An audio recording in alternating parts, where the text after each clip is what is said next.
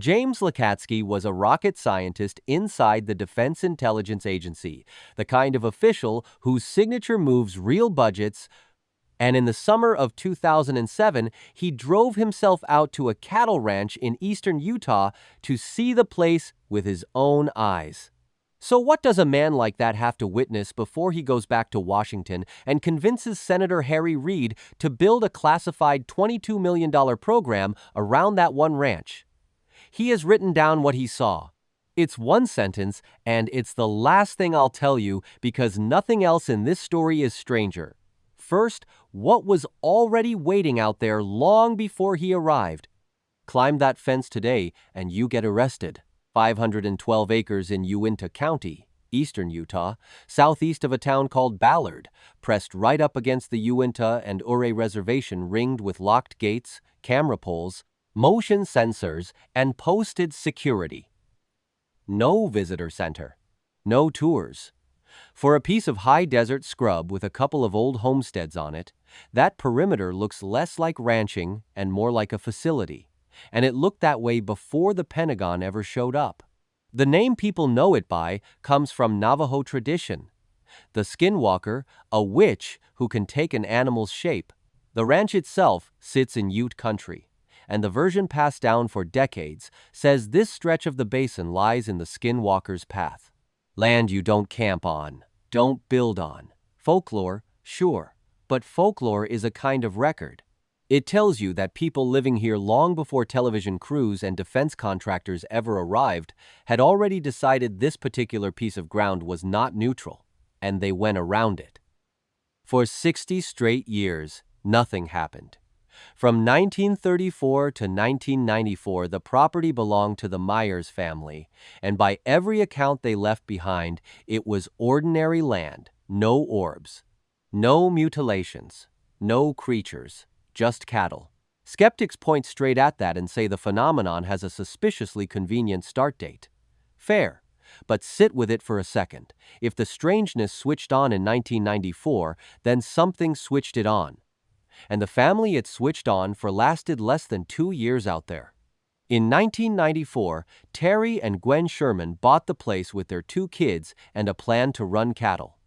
The first thing they noticed, as the family later told it, was the hardware. Heavy chains and deadbolts on the doors. In the outbuildings, bolts mounted on the inside. Whoever lived there last had been locking something out or in. Within weeks, the Shermans said they were watching lights over the pasture that hovered, split apart, and moved against the wind. And their dogs would not go near certain corners of the property after dark. Then the cattle started dying.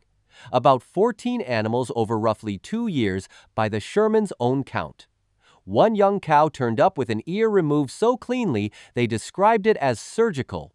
Another had its reproductive organs taken out with, they said, no blood on the ground and no tracks anywhere around the body. One was dead within minutes of Terry last seeing it alive, its hide peeled back with a precision no coyote works with.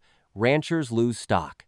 That's the job. Ranchers do not lose stock like this, and it gets stranger.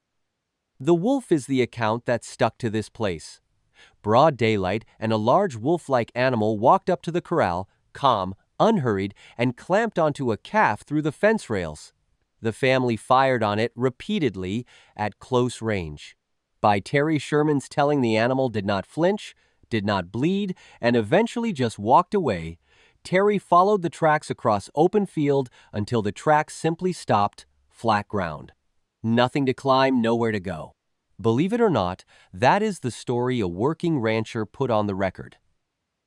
By 1996, the Shermans were finished. They took the whole thing to a reporter at the Salt Lake Tribune and said it out loud: the lights, the cattle, the animal that wouldn't die. And here's what lifts this above a campfire story. Within about 3 months of that article running, a Las Vegas real estate billionaire named Robert Bigelow bought the ranch for $200,000. Not to run cattle, the Shermans stayed on briefly as caretakers, then left for good. Bigelow put a scientific institute on the land instead of a herd. That institute was the National Institute for Discovery Science, and it was not a ghost hunting club. Bigelow staffed it with PhD scientists, former law enforcement officers, and military veterans, then wired the property with cameras, magnetometers, and radiation meters. They ran it for years. What came out was thousands of pages of incident logs and almost nothing that would survive peer review. Their own investigators admitted the evidence kept refusing to hold still long enough for a camera. Then, in 2005, two of them, Colm Kelleher and journalist George Knapp, published the book that changed everything. The book was called Hunt for the Skinwalker, and a copy of it made its way onto a desk inside the Defense Intelligence Agency. The man at that desk was James Lakatsky, a rocket scientist, a career DIA official, not a fringe figure by anyone's definition. He and a handful of Pentagon colleagues read it and asked a question that sounds insane until you translate it into government language. If something out there is doing things our physics cannot do, is that a threat or is that an opportunity?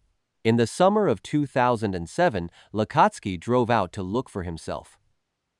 What happened on that visit is the payoff I promised you, and we will get there. What matters right now is what he did afterward. Lakatsky went back to Washington convinced this warranted a serious federal look, and he took it to Senator Harry Reid of Nevada. Reid brought in two of the most powerful appropriators in the entire Senate, Ted Stevens of Alaska and Daniel Inouye of Hawaii. Three men, one closed-door conversation, and 22 million taxpayer dollars started moving toward the study of what the paperwork called advanced aerospace threats.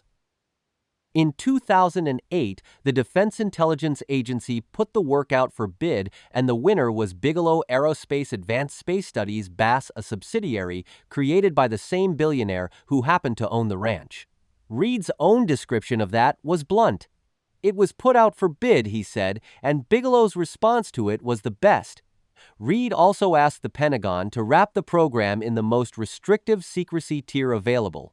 That request was turned down. BASS stuffed up fast in Las Vegas. Scientists, engineers, intelligence analysts, security personnel.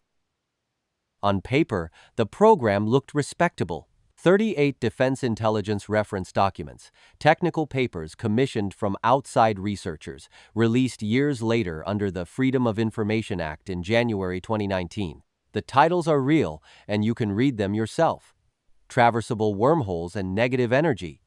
Warp drive and the manipulation of extra dimensions, invisibility cloaking, advanced nuclear propulsion, metallic glasses. The United States government quietly built itself a small library on how you might construct a Stargate and filed the whole thing under threat assessment. Here's where it gets genuinely interesting. Because the papers were never the main event, 512 acres of Utah was. Under that contract, BASS put people on the ranch, full-time scientists, engineers, intelligence analysts, security teams working rotating shifts, living in trailers, running sensor arrays, keeping structured incident logs the way an intelligence unit keeps logs. This was no longer a rancher telling a reporter a story. This was federal money buying instruments, standing watch on a fence line, and writing every single thing down in a format meant to travel up a chain of command. What went into those logs is exactly why this program has never been allowed to die quietly. Dog-like animals described as standing over 6 feet tall. Smaller figures 3 to 4 feet that investigators referred to as goblins, poltergeist activity indoors. Precognition experiments. Animal mutilations. One account describes a shimmering doorway opening in the air, a humanoid shape stepping partway out, then withdrawing the moment it was noticed. BASS also pulled in UFO data from France's official Gaipan program, from Canada and Brazil, and one employee's summary of the werewolf reports, probably just coyotes. Then came the part nobody had budgeted for. Whatever was on the ranch did not stay on the ranch. Internal BASS material describes what they came to call the hitchhiker effect phenomena following personnel home. Shadow figures in hallways, objects moving on their own, lights in bedrooms hundreds of miles from Utah, family members affected, including people who had never set foot on that property and wanted nothing to do with it. Think about what that does to a program. Your instruments were supposed to study the site.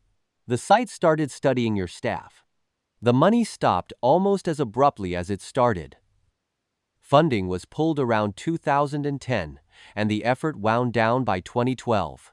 According to reporting by George Knapp, Reid cut it off partly over a suspected leak out of his own office during his brutal 2010 re-election fight. Politics, not physics, closing the file.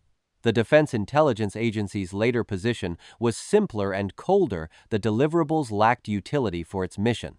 Parts of the work rolled into the successor program ATIP, run by Luis Elizondo, the thread that eventually put Navy tic-tac footage on the evening news. The other side deserves its sentence, plainly. Skeptical author Robert Schieffer concluded in 2020 that the ranch phenomena are almost certainly illusory, leaning hard on those 60 quiet years under the previous owners and suggesting the story grew right before a sale. James Randi handed Bigelow a satirical award back in 1996 for funding useless paranormal research. That's on the record, and it hasn't been refuted. It also hasn't stopped anybody. Because none of it explains why a Defense Intelligence Agency rocket scientist walked that land and came back a different man. In 2016, Bigelow sold the ranch to Utah real estate executive Brandon Fugel through a company called Adamantium Real Estate for around $500,000. Fugel then did the one thing nobody expected. He pointed cameras at it and put it on television. Since 2020, the property has been the subject of a History Channel series, and Season 7 premiered on May 19th of this year, this time with a dedicated satellite tasked to stare down at the property from orbit. The most secretive fence line in Utah now has a broadcast schedule. And the government's own accounting of this is still not finished. In March 2024, the Pentagon's UAP office released Volume 1 of its Historical Record Report. It found no verifiable evidence that the United States possesses extraterrestrial technology.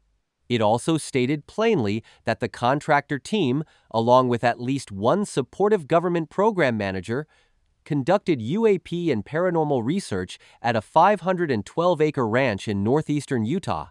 Volume 2, covering the later round of interviews, was promised to Congress. As of today, it still has not been published. Which brings us back to the summer of 2007 and the thing one man saw.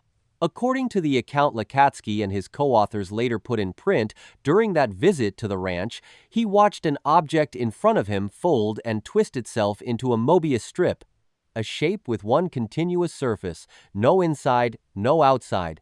He was a rocket scientist. He knew exactly what he was looking at, and that is precisely the problem. That single sighting is what moved $22 million of public money onto a Utah cattle ranch. The fence is still locked. The satellite is still watching, and Volume 2 still hasn't been published. That's all for today.